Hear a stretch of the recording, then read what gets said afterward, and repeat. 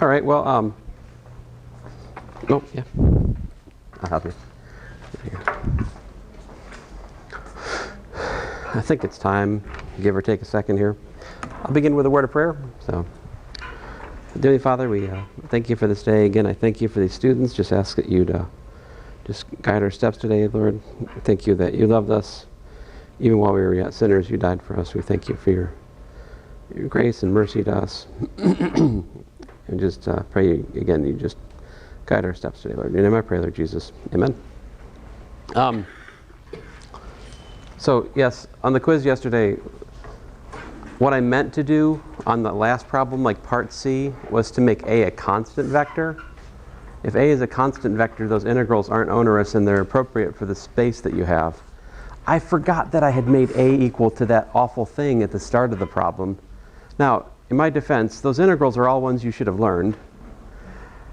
However, I was not intending to introduce improper integration on the quiz for vectors. In fact, you can look in my notes. You won't find an example of improper integration of vectors. It's just not something anybody ever bothers to cover. But it is defined exactly the way you'd expect in terms of a limiting process of each integral.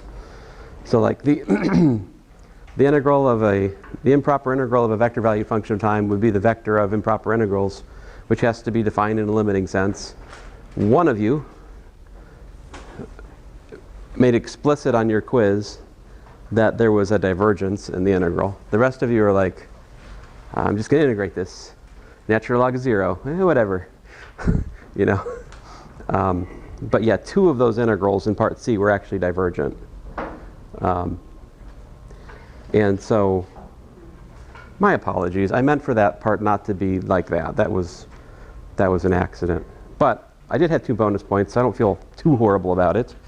Also, I am dropping like some of the quiz grades, right? Because I only keep, what, the 7 highest, isn't it? So all is not lost. And, you know, who's to say we just have 10 quizzes? Who knows? We might have an extra quiz here or there, right? Okay, anyway. Just wanted to tell you, do not be too discouraged if you didn't get like the highest score on this quiz. There will be more. Okay, so, and also the other thing, I completely forgot the quiz on planes and lines. What's up with that? Right? I forgot, like the first quiz was what? It was all just vectors, right? And then I did spend a fair amount of time talking about how to construct the equation of a plane, right? There should have been something on a quiz about that because it'll definitely be on the test, right? So anyway, yep. Also, when is the next mission due? When it says in... It says Tuesday on campus, it says the 8th. What and what? On the sheet it says Tuesday. On Canvas it says the 8th. On the sheet it says Tuesday? The sheet says Friday.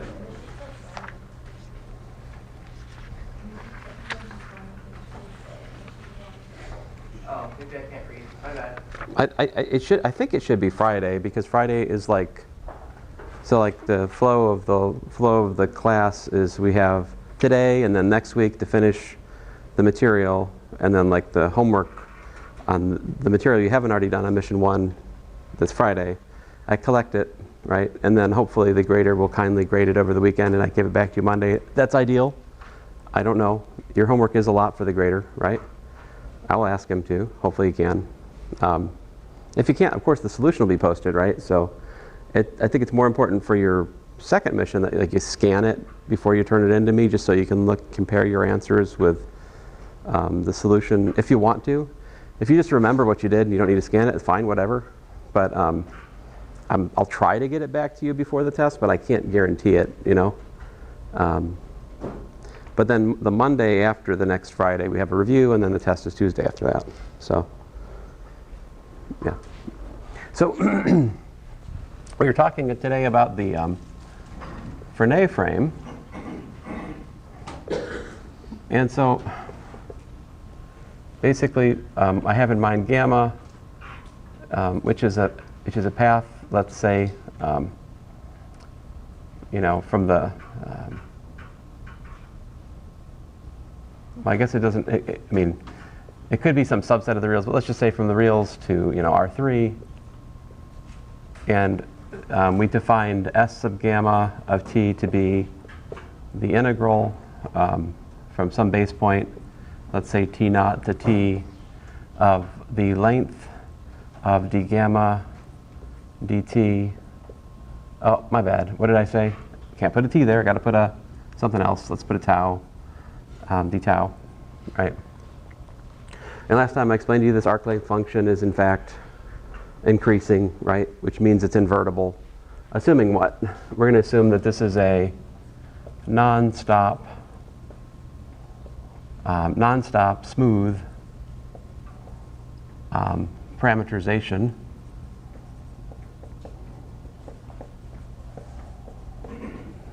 of some curve, which is a subset of R3. And so we had in mind that this was an oriented curve. So it's an oriented curve. There's a sense of direction, and the parameterization captures that sense of direction, right? Let's see here. And I introduced something else. I introduced the arc length parameterization of the curve, right? And what did I write down? I wrote down gamma tilde of s. What was it equal to? It was equal to gamma of the inverse function of s, like that. Now, alternatively, you could basically substitute in gamma tilde of s gamma of t, and that would give you gamma vector of s gamma inverse of s gamma of t. What happens when you compose a function with its inverse? It just does what? Right? They just annihilate in a cloud of mathematical smoke, and you're just left with gamma of t. So this is super nice because this allows us to relate the velocity vector of the unit speed curve to the velocity vector of the time parameterized curve, right? Let's do that. Let's differentiate. So basically, we just want to differentiate this. What happens?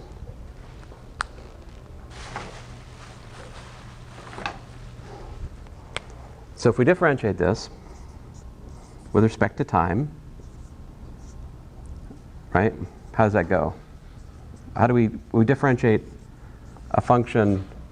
So this is a composite function, right? So what we do is we do d gamma tilde ds, right, of s gamma of t times ds gamma dt. Now we usually just use, so like more compressed, you could just say that this is d gamma tilde ds times ds dt, right? But on the other side, it's just equal to what? D gamma dt. Let me make my tildes more tilde e. See, these are not vectors. These are like these guys. A tilde. Tilde. All right. This is actually very simple. What's the relation between the, the unit speed parameterization and the time parameterization for the curve? These are this formula relates the velocities. So, like, what is it saying? It says that the velocity with respect measured with the velocity vector of the curve with respect to time is the same as the velocity vector of the curve with respect to arc length times the speed of the curve with respect to time. In other words, what does this mean? Like this right here, right? So first of all, we have another notation for this. If we're thinking about this as the velocity vector of, if we think of this in terms of physical motion, we could think of this as the velocity vector, right? So maybe it's a good habit to call the derivative the velocity, right? Slight abuse, because t doesn't have to be time. T could just be a parameter. It doesn't have to have the meaning of time. But now this, what does this equation say? This says velocity is, what's this? Well, this was the speed, right? which by the way we worked out last time is the magnitude of the velocity, right? So what's that make this? If this is the magnitude of that vector, that makes this the direction, right? So this is a unit vector. All right. And so we can define then definition t tilde, we can say is equal to d gamma tilde ds.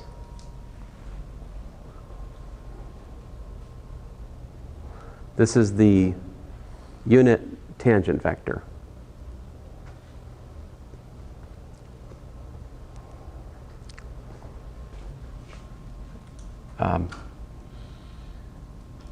Likewise,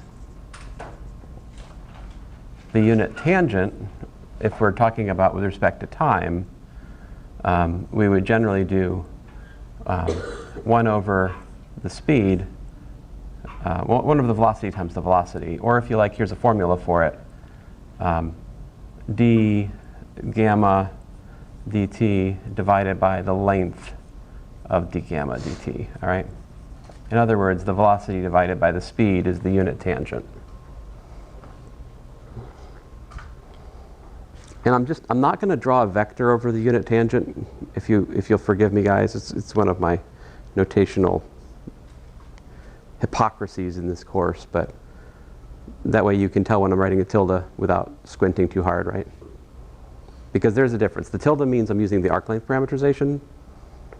The not tilde means I could be using some other parameterization where the speed is not necessarily 1. If you think about it though, t tilde is uniquely given for the curve once we pick a base point for the arc length, yeah? Then what? Well, let me just draw a picture, remind you guys what we're doing. I'm trying to fill in the details. Last time we talked about if you got a curve, right? You can pick a point, and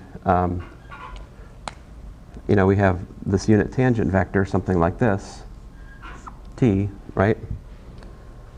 And then my claim was that you can pick a normal that's perpendicular and it points kind of like to the center of the circle, and we can call that n, right? So the question is, what's the formula for n, right? Let's derive it. So how to find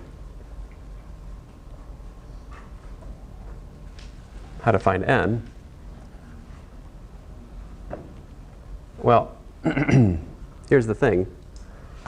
T dot t is equal to 0. Excuse me, 0? Is that right? T is a unit vector. What's its dot product with itself equal to? 1.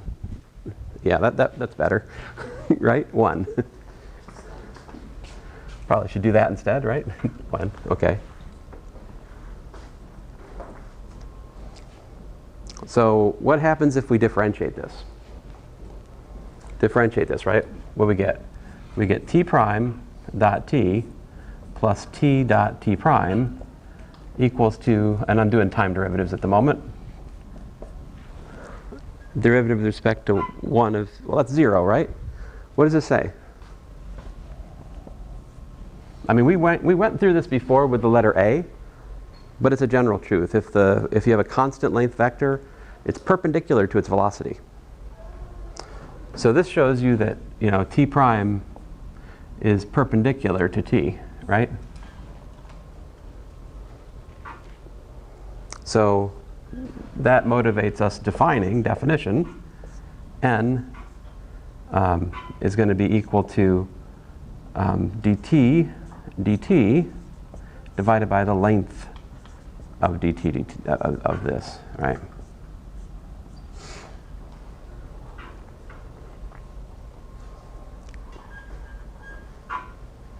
What does this formula look like for n tilde?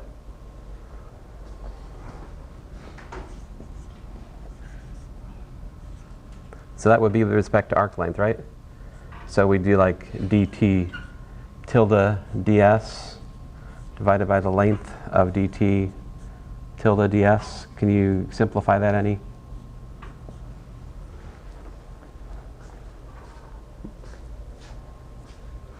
What was the, so d t tilde is just d gamma tilde ds, right? So that makes this really just what?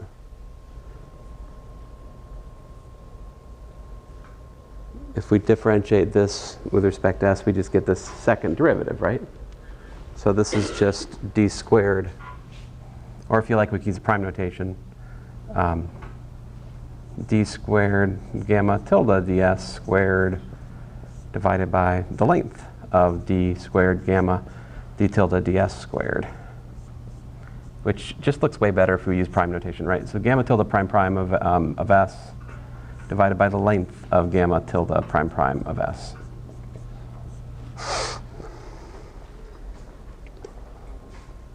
It's ever so much more unpleasant if you don't have an arc length parameterization. Do you guys understand why that is? Like, what is the mechanics involved here? This dt, what's that? You know, what's that look like for a specific example? We'll work it out, okay? But, so then once you have all this, well, we've got a tangent, we've got a normal, right? What does it take for the normal to be non-zero? I mean, what does it take for the normal to be well-defined? Where do my formulas break down? If what? It stops. If it stops, yep, that's true. That was already true back here.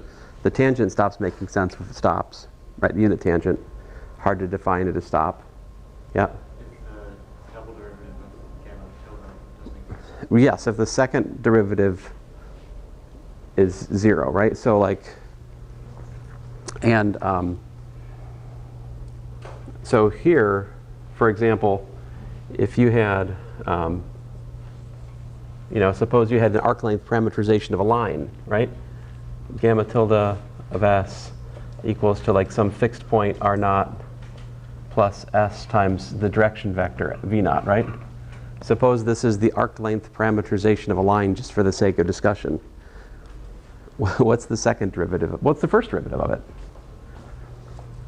So like gamma tilde prime of s. Well, we differentiate r naught, we get 0. Differentiate s, we get what? 1. V naught's a constant vector. It rides along. We get v naught. What happens when we calculate gamma tilde prime prime of s? Well, we get 0, which makes this really hard to calculate. All right, so there's more to calculate the Frenet frame for a curve. You need a little bit more than just non-stop is enough to calculate arc length. To set up the Frenet frame, we also need that it's nonlinear. It has to be a nonlinear curve. Technically speaking, a line, it's just too nice. The Frenet frame is for nastier, curvy things. And a line, we don't really need the technology of the Frenet frame for. We can, you know, resort to more base methods. All right. So then what? So then we define the binormal, right? And the binormal is easier in some sense, but it's annoying in the other sense because it is the dreaded cross product. All right? Now here's the thing. And of course, how would you define b tilde? T tilde cross n tilde, right? Are we good? So notice that the t, the n, and the b, these are all unit vectors, right? These are perpendicular, right? By construction, they're perpendicular. Take the cross product of two unit length perpendicular vectors. You get another unit length perpendicular vector, which is orthogonal to both of them, right? Perpendicular to both of them. And so you put this all together, we have the fact that TNB is a right-handed triple. But it's more than that. It's a right-handed frame. And when we use the word frame, we have in mind an orthogonal triple, where the third vector is actually the cross product of the first two. Right? So here's the interesting thing. Since TNB is a right-handed frame, at each point along the curve, right? At each point along the curve, you have supplied a T, an N, and a B. So what that means is that if we calculate the derivative of T, N, or B, they have to be expressible in terms of T, N, and B. In other words, we can expect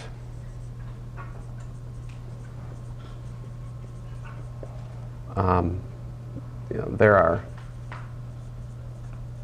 functions like, let's say, Cij for 1 less than or equal to I comma j less than or equal to 3, such that the following hold true, like dt dt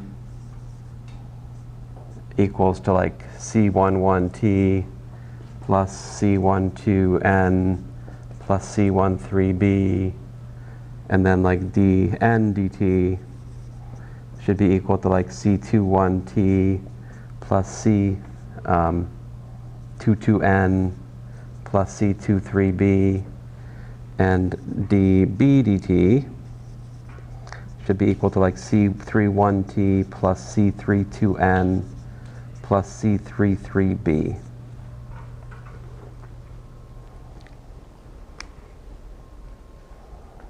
How do you find these functions, c11, c12, c13, and so forth? Well, you had a homework problem where I gave you something like this, where you had c1a plus c2b plus this other thing, right? And if you studied that problem, and you're not just an algebra beast, then you learn something from it, that you can take the dot product of the equation with a, and it kills off everything except for the term with the a, right? In other words, I can select these functions here, right? How do I find c11? What is c11 equal to? c11, for instance, is equal to dt dt, dot product with t. If I take the dot product of this equation with t, everything dies, because b dot t is 0, n dot t is 0, t dot t is 1. So t dot t, this is, if you just take the dot product of the first equation with t, we get that. And I probably should put it to be more, it's like that. Take the dot product of the left-hand side, I get dt dt dot t. Over here, everything dies except for that, right? What happens when you do like dt dt dot n? I'll write it out this time. So you got like c11t plus c12n plus c13b. You take the dot product with n. That gives us c11t dot n plus c12n dot n plus c13b dot n. So what happens there? This is what? This is 0. This is 0. Those are perpendicular. So we're left with c12.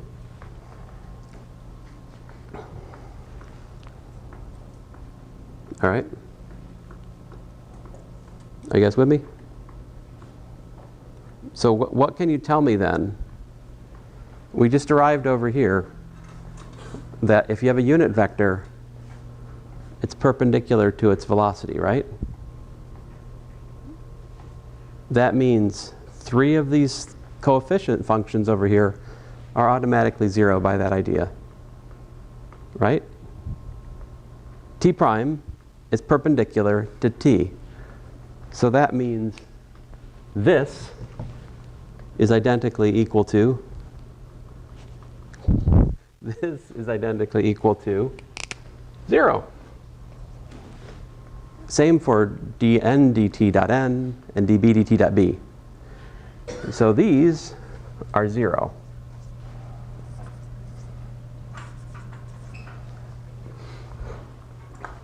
Right? And what's our definition of n?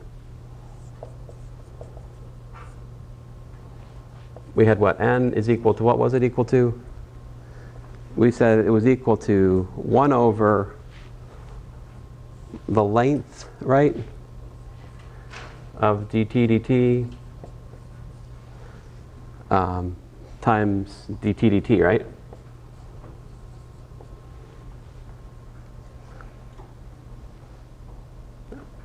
What does this say?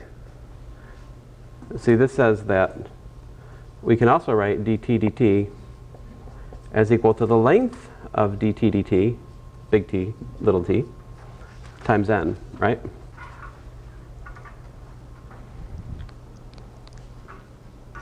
But what else is that equal to? It's also equal to C12n plus C13b.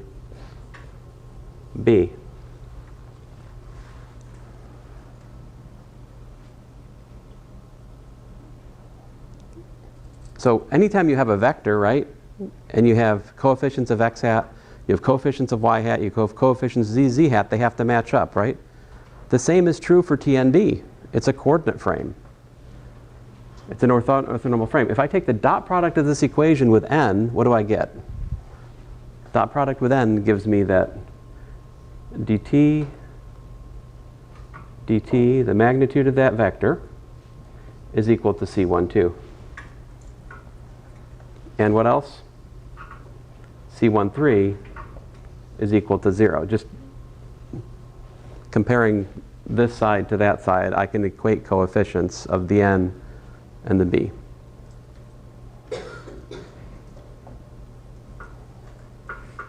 All right, so it looks like what do we figure? We fixed this, we figured out what C12 is. We just figured out C13 is equal to 0, right? Figured out this one is 0. Seems like this one's here to stay, right? This one's here to stay. Then what else could we do?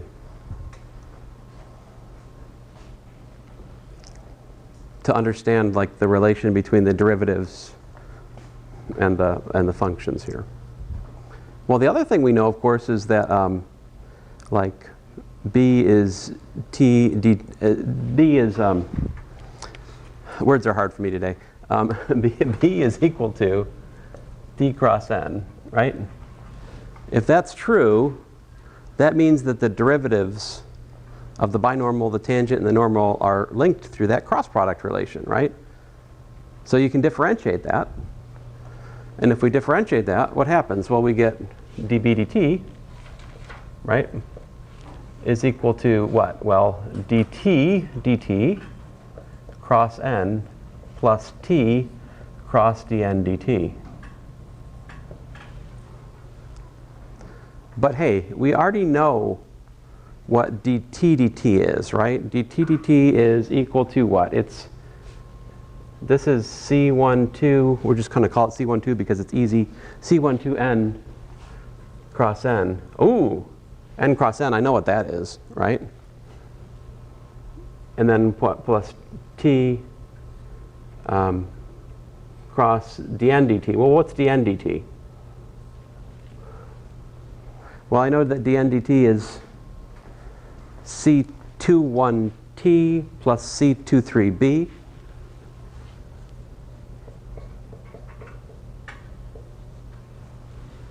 In the notes, I say I've made part of this a homework problem. I'm not sure that actually happened in your homework, but so I might be working one of your homework problems right now inadvertently. I haven't double checked. But anyway, this is 0. Oh, look at that. What's t cross t? 0. So what's left here? Looks like C23 t cross b. Something interesting. If you have t, n, and b, guess what? The fact that t cross n gives you b means that we can do the circle of cross products just the same as we did with x hat, y hat, z hat. The symmetry is exactly the same. The algebra is the same. So what I'm telling you is that T cross B is equal to what? Yeah, oh yeah, minus n, thank you. So this is actually equal to minus C23 n hat. What does that tell me? Well, remember, this is also equal to, by our definition, see that C31T plus C32N up to the limits of my vision. Questionable at best here. So what does this tell me? So again, equating coefficients of both sides, from this I can see that, well, apparently C23 is equal to 0. All right. And C32 is equal to minus C23. I can equate the coefficients. I can take the dot product of this equation with n, and I take a dot product with t, and I obtain these two equations, right? Okay, so let's go back and put in what we just found. We just found that C23 is 0, and we found that C32, wait a minute, did I find C23 is 0? I'm a dummy. What should I have said here? Come on, guys. C31. Thank you. Yeah. Me, not you, right? I'm the dummy. C31 is 0. C23 is not 0. C23 is very interesting, actually. C23 is very interesting. But C31 is 0. And anyway, so let us, so I guess the only thing I haven't gotten my paws on yet is this C21 equation, right? But it turns out, let me just make a claim here in the interest of not proving so I've proved almost everything for you, but I'll make this claim. C21 can be shown to be equal to minus C12. I think it comes from like differentiating, I think if you differentiate n dot t, it'll give that to you. It's something like that. It's either differentiating n dot t or it's differentiating n. It's differentiating one of the other dot or cross products we haven't yet. Okay? So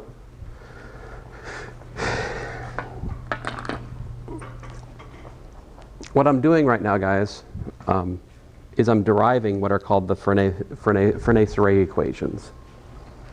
So let me collect our results here, organize them, see what have we found. I think I can safely write here, yeah? So I'm gonna write them up here.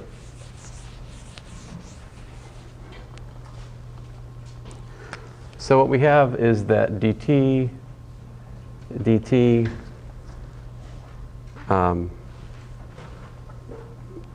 is equal to C12n dn dt is equal to, I'm claiming, minus C12t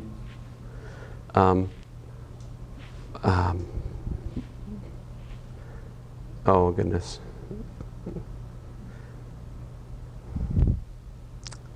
Well, it doesn't matter. Which do you guys want to keep? Do you want to keep the C23 or the C32? It's up to you. 2-3, all right, thank you. It helps me. I have trouble making decisions this early in the morning. So C23, B, if we do that, then dB dt is equal to minus C23 n. So these right here are a transitional form of the Frenet-Serret equations. We can do better. We have names for these coefficient functions. They're important. All right? Now, in the context that you have the unit speed curve, those coefficient functions are uniquely defined by geometry. So we're going to use the unit speed curve to define the coefficients. All right? And so, like, here's the definition. dt tilde ds is going to define for us, is equal to kappa times n And so in other words, kappa of S is by definition the magnitude of the derivative of that. And this is the curvature as a function of arc length. Curvature is a function of arc length. And it turns out that we call C23, in particular, in the context of arc length, we call that tau of S, and that's equal to minus dB tilde ds dot n tilde. So this right here is the so-called torsion. So those are the formulas for calculating torsion and for calculating curvature of a curve if you have the arc length parameterization. All right? What would the formulas be for these things if we didn't use an arc length parameterization is an obvious question, right? Because parameterizing a curve with respect to arc length is kind of a drag, right? So how do these formulas modify if you're instead, using time parameterization? Well, that goes back to the chain rule I did at the start of class. It's really just that, all right? So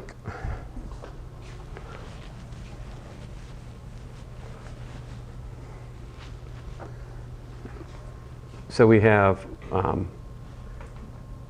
d tilde ds we could rewrite as dt times dt ds, or if you like, you could say ds dt times dt tilde ds is equal to dt dt. This is true. So in other words, the length of dt dt is equal to the speed times the magnitude of dt tilde ds, which, by the way, is the curvature. So this gives us the formula of the curvature at time t. What we do is we divide by the speed the magnitude of dt dt. So you calculate the magnitude of dt dt and you divide by the speed. That's the formula for the curvature as a function of time. And similarly, if you want to calculate the torsion as a function of time, you just divide the other formula by the speed, and it's just that. No tildes here, dB dt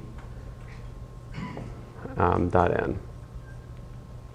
That's the formula for the torsion for a non-unit speed curve. You have to divide the unit speed formulas by speed. It's really the chain rule. Okay.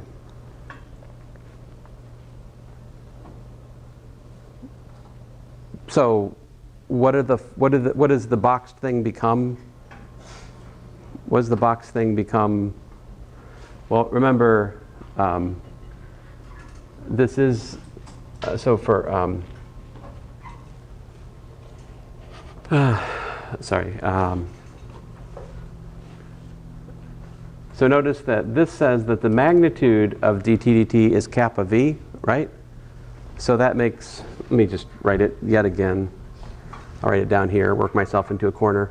So, and let me just say t prime just to be different. Let me not.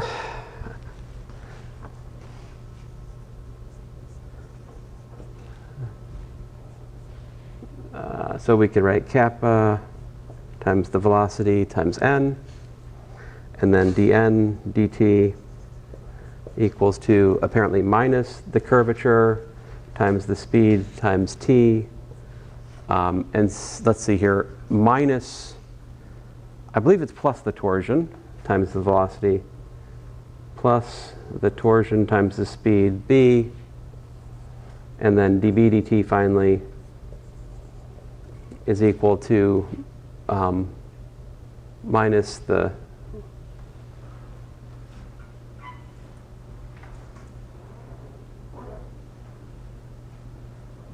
see, now I'm having a doubt. There's a sign choice that's made here that I need to let me just check on, make sure I'm not selling you a bill of goods here, yeah? I'm worried about my sign for the torsion. You know how you sometimes talk yourself into the minus being part of the thing that's not? You've experienced this, yes? Still happens to me.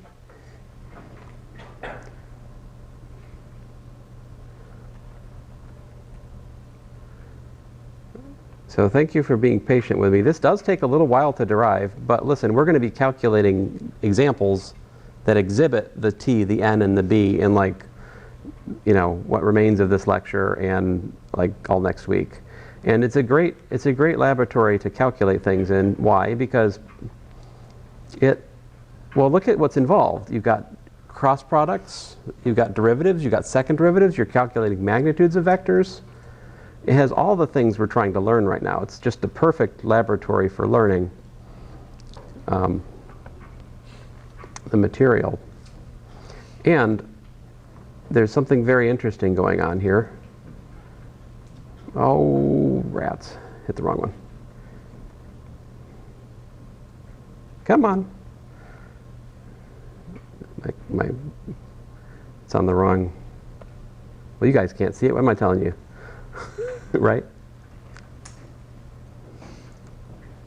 So yeah, my definition of curvature is correct. Minus dB d tilde s dot n tilde. Yeah, there's a, sorry, it's just weirding me out. But yeah, it's minus tau. So minus tau. Now in my notes,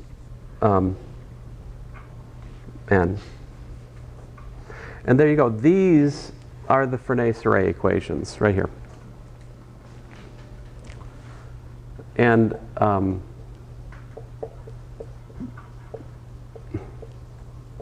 they describe how the tangent, normal, and binormal vectors to a curve evolve along the curve as a response to what properties of the curve? As a response to the given curvature and torsion of the curve. So I set up a question the other day. When are two curves in three-dimensional space congruent in the sense of high school geometry? The answer to that question for a reasonable set of curves is given by curvature and torsion. If you can take two curves in three-dimensional space and you can pick a common starting point for both curves, and then you can set up the tangent, normal, binormals to those curves, and those two curves have the same curvature and the same torsion, then up to high school geometry's notion of curve congruence, those are the same curve. Also, if you give me a curvature and a torsion formulas, then that will like uniquely fix what the shape of the curve is. You can work backwards, although I don't assign those problems because that's integration, right? If I give you formulas for kappa and tau and then say find the Tn and the B, that's much nastier than what we do. What I do in this course, what we typically do, is I give you the parameterization of the path and then I ask you to calculate Tn and B and then also to find the curvature and the torsion. Okay, so we're going to be studying what is this curvature, what does this torsion mean geometrically. I'm going to tell you right now what they mean, okay?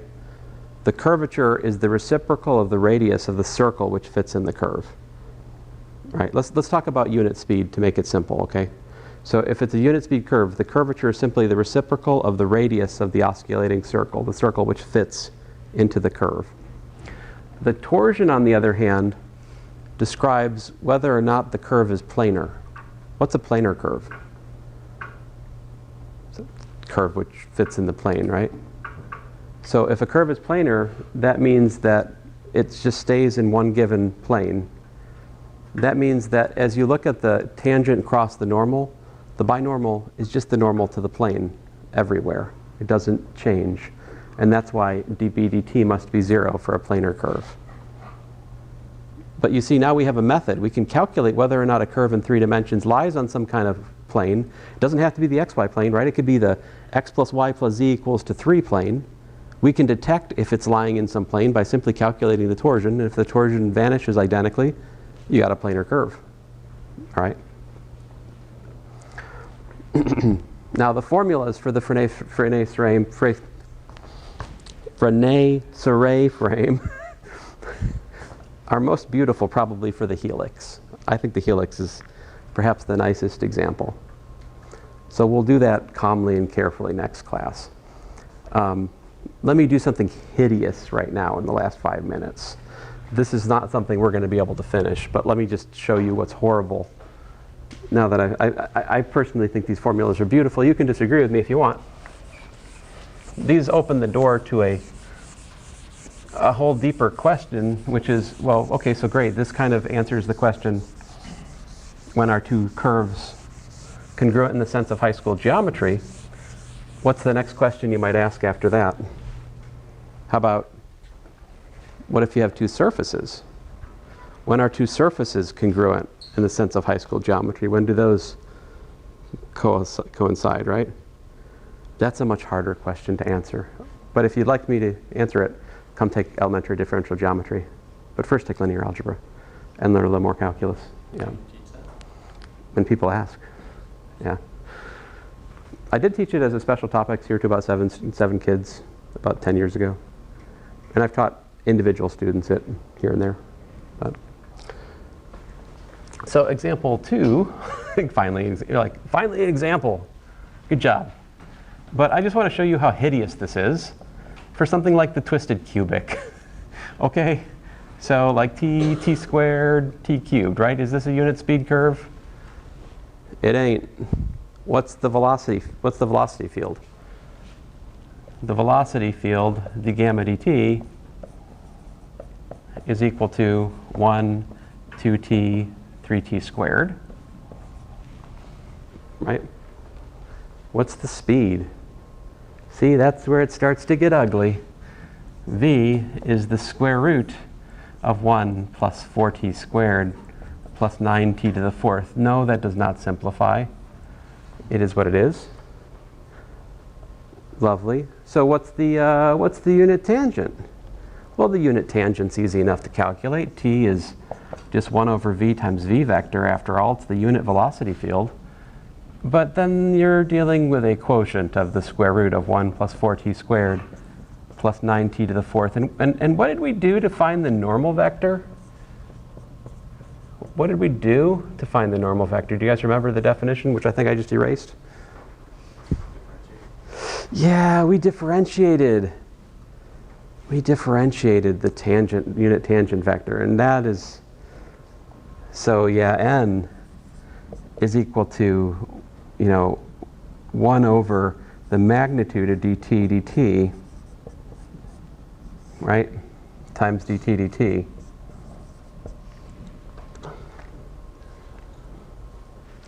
However, in the process of doing this, what else have you done? You would have calculated, once you do that, you have basically calculated, with this formula in mind, you've calculated the curvature of the curve. So curvature isn't too hard to get to. You just have to take the derivative of the unit tangent and use the boxed formula over there, and then you have the curvature. But this, to do carefully, will take me another 3-4 minutes, and I don't want to rush it. Do you guys understand the difficulty? Why it's nasty? But you can do this, but it's good practice on differentiation. Now, past that, the binormal, then you got to take the cross product of this thing up here with the thing we haven't calculated down. That'll give you the binormal. So, anyway, just getting started. We have much more to learn about the geometry of the Frenet-Serret frame, but again, it's my favorite part probably of Calculus 3, besides the end of the course. So, thanks, guys.